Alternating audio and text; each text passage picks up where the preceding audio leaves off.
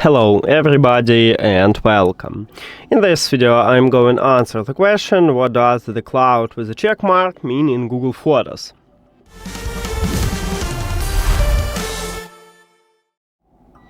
So, if you enable backup, you need to click the profile icon at the right top, and right here we have the backup, so right now it's enabled.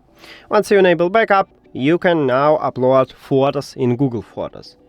And cloud with a check mark mean that the photo or video has been successfully backed up to the Google Photos cloud. And let me show it for you.